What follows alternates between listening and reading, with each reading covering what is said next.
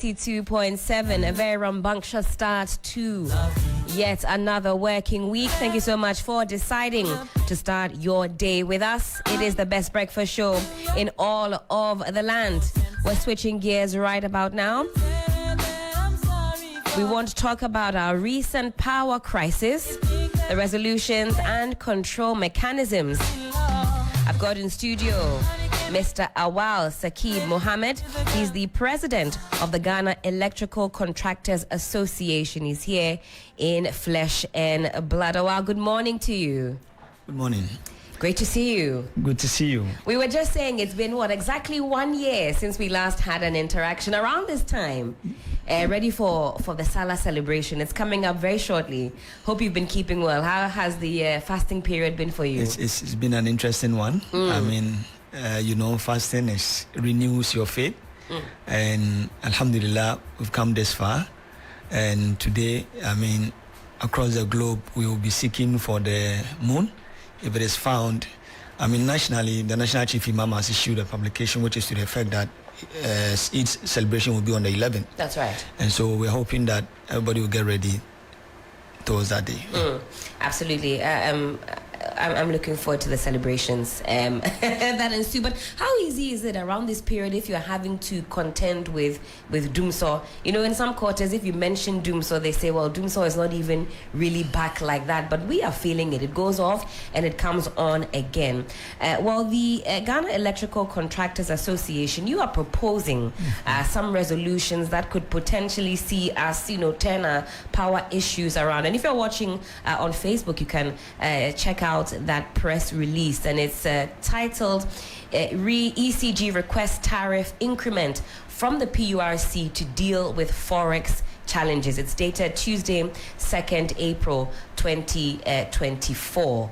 And I think I can read the first paragraph and then we'll get into some of the resolutions that have been proposed. We've had discussions about our recent power challenges, in the last couple of weeks, especially given what we're experiencing and some of the reasons that have been given to us. We've been looking at it very closely to see what exactly is going on. But the statement reads as follows. The first paragraph, or the first two, we'll take it from there.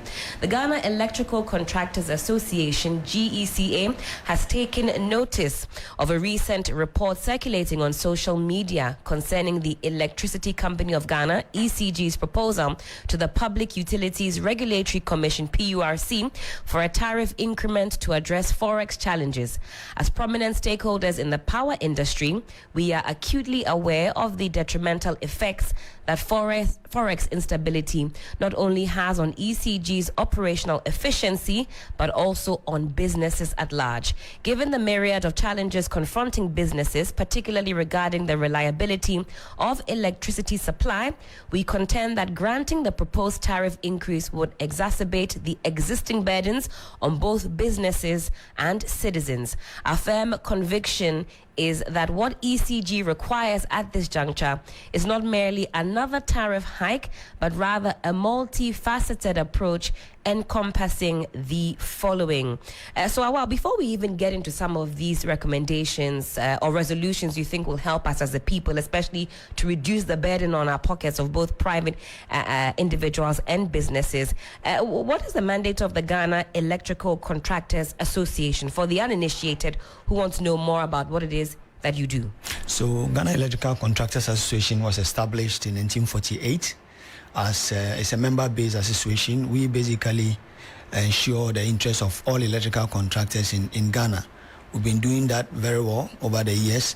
We have championed several legislations in this country. We currently have a representation on the Ministry of Energy's advisory board.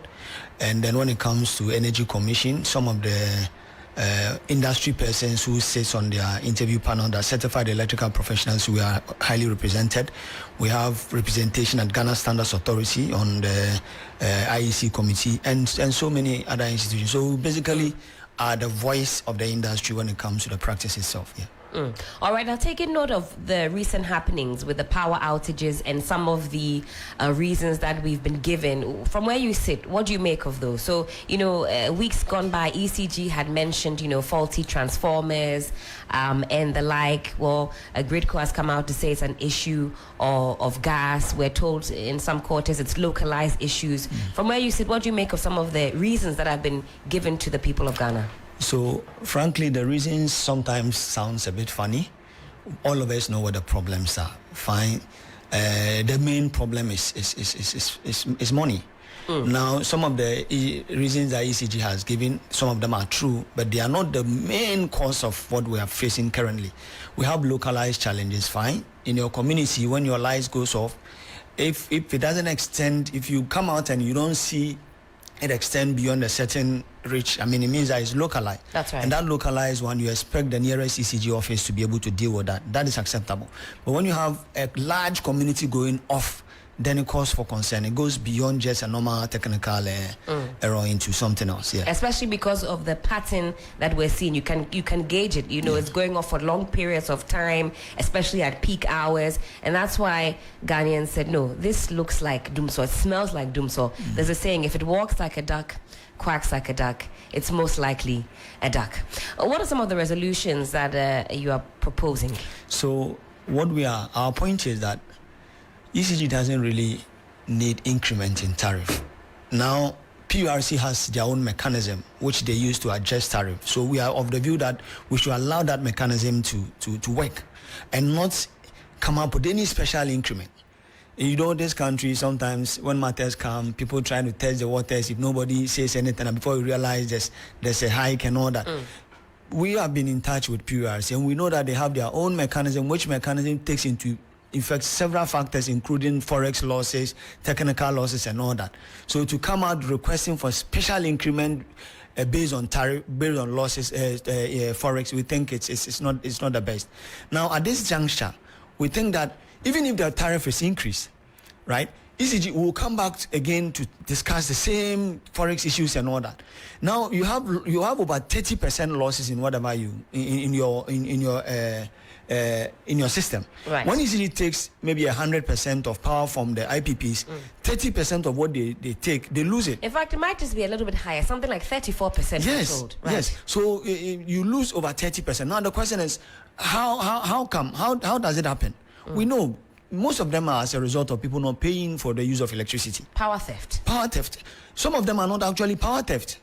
There are faulty meters. There are a lot of faulty meters in this country. Some of them people have actually reported to ECG, but they are yet to get the meters replaced. So now, if you have a plan to generate a certain revenue, and you have people faulty meters, and the meters are not, it's not like the people have been cut off supply. The people are using it. The meters are not able to record it accordingly. If you go to areas like cantonment and all, there are houses that have a lot of meters that the meters are not functioning.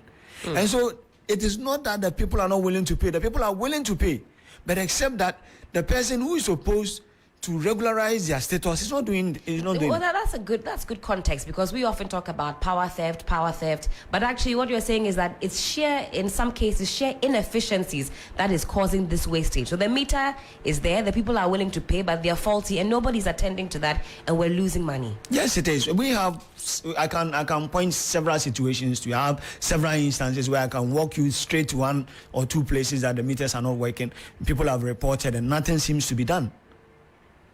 You understand? So that is important. And one very worrying situation is also that today, if you apply for service as a business, or you build a huge premises that you require your own substation, the amount of money ECG will require you to pay, even when you have bought all your equipment, transformers, poles, cable conductors, and all that, the amount of money that ECG will require you to pay, you have no idea. A standard, let's say 500 kVA transformer, for instance, ECG will require you to pay over 130,000 cedis, which is what they call developmental fee or capital contribution and all that.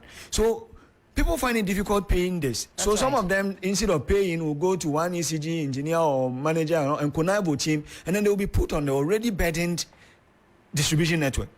And it puts a lot of stress on the distribution network, which causes a lot of losses. So that losses, who pays for? So that is your point one. You say implementation of effective and efficient revenue collection mechanisms. Yes. Okay.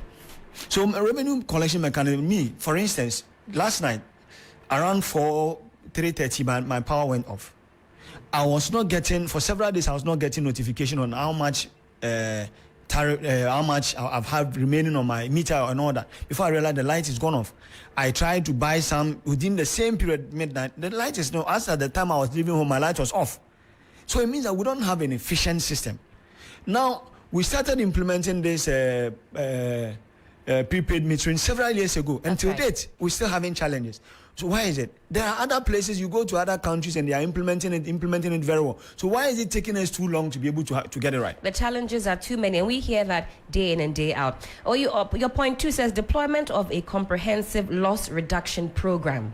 Yes. So now, when it comes to ECG losses, some of them are technical. The technical are within your domain. You know what they are, and you can correct them.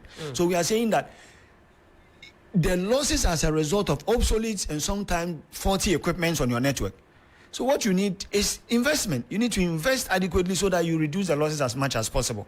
And to do that, you have to have a plan. You cannot just, put one transformer here, put another transformer. No, you have to have a comprehensive plan to be able to reduce your losses as much as possible. That is the only way you can reduce the technical losses. Yes. And for the final point here, you say adoption of prudent strategies for managing the company's limited resources. Madam, you owe. But then you owe people you are not able to pay to the extent that it's difficult for you to even pay salary. And we hear that you've gone to buy over 200 plus motorbikes for another government institution. So it doesn't make sense to us. Not a prudent way to spend your money. How can this be? You owe people, you owe your suppliers, you've not been able to pay them. And then you hear that you've gone to buy another set of motorbikes for another government institutions and all that. It doesn't make sense. You go and you find ECG employees flying first class and all that, going for training outside the country, which doesn't make sense. With training, you can equally, ECG has one of the best facilities in Tema. Right. You can bring down whichever trainer locally so that they provide training so you make some savings. There's just too much mismanagement within the activities, I tell you, madam.